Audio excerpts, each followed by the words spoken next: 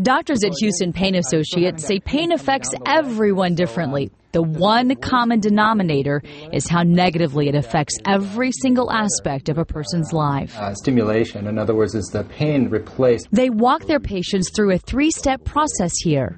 The first one is the diagnosis, trying to find out what's causing the pain. And then the second thing is to find a history. How long has the pain been going on? How's the impact, everything about the patient, how's it impacting the patient? And then the last part is then you start tailoring a pain treatment program for the patient. Dr. Phan tells us 100 million Americans suffer from chronic pain, but he says they're trying to reduce those numbers, at least here in Houston. You have to provide a comprehensive pain treatment program, not only for us managing the pain with medication, with pain procedure, pain treatment, but we have to get the patient connected to a pain psychologist, talk to them, helping to find coping mechanism, and then we have to get them into physical therapy, get them to be able to function better. Dr. Phan hopes patients will reconsider major surgery as one of their first steps for pain and try something less invasive. Dr. Phan also warns that there are a lot of pill mills popping up around Houston and hopes people will steer clear of them. And it's important to be followed closely by a doctor when taking pain medications, of course. And nobody knows that more than Mike Roman. He was like many amputees. He suffered from what's called phantom limb pain.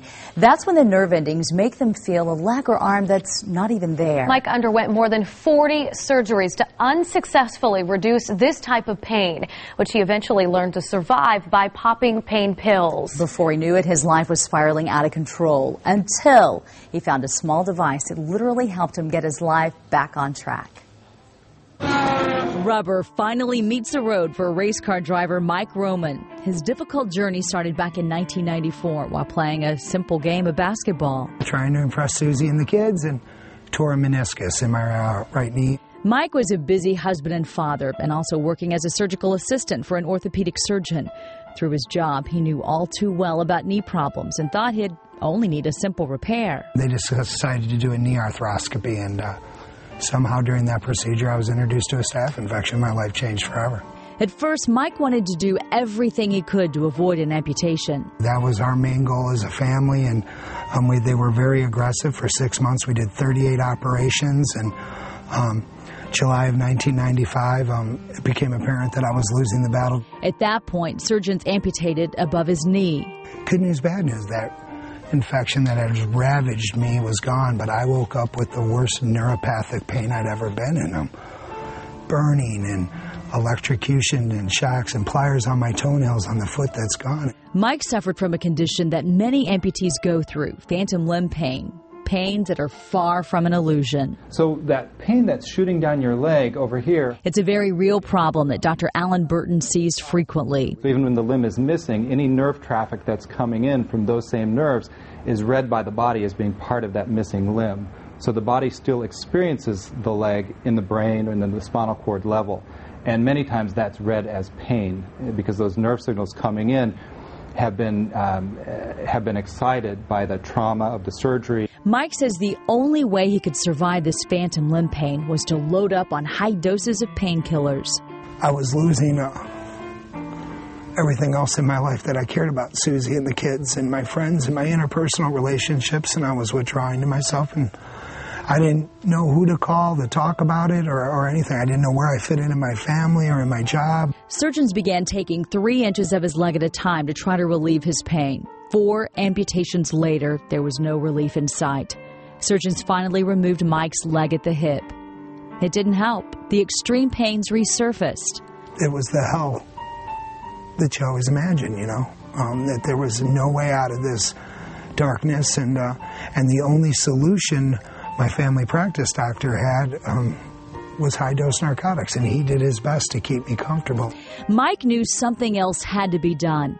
That's when his doctor finally sent him to a pain management clinic. It had been 10 years, 43 surgeries, close to $1 million this family has spent trying to find the solution, and walked into the pain management specialist, and he had the answer. Mike found a way to put the brakes on pain medications and find peace in a treatment for his chronic pain. His answer was this pacemaker-like device called a spinal cord stimulator.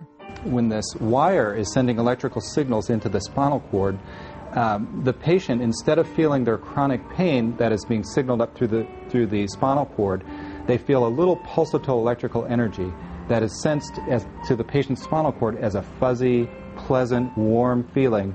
And what happens with that pleasant, fuzzy feeling they feel from this stimulator uses up all the phone line capacity, or the bandwidth, if you will, of the spinal cord, and the pain signal gets shorted out. It shorted out Mike's pain. Within 6 months, he was off all pain medications for the first time in 15 years. It's been an incredible journey. As I said, we're back into the race car. I own 6 world records out at Bonneville. Now Mike is using his life experiences to help soldiers at Walter Reed coming back from war with similar pain. I wasn't prepared for the sheer numbers of our injured and the devastating injuries they were facing. And from every corner of this rehab room, there had to be 100 patients in there. You heard, I have nerve pain in my back or in my foot or in my... And it was like a little light switch went off. Mike realized he could help these wounded soldiers, so he contacted the makers of the spinal cord stimulator, Boston Scientific. Together, they plastered Wounded Warrior all over his race car, and now he's racing labs to get the word out that there is help for people suffering from chronic pain. Mike hopes he can now help others accelerate through their process a lot faster than his decade of searching for answers. Mike has been getting those wounded soldiers out on the racetrack with hand cycles and recumbents, anything he can do to make his huge loss a gain. A big thanks to Larry Confino, who's been documenting Mike's journey and shared some of that video with us. And you can find out more by going to racingagainstpain.com.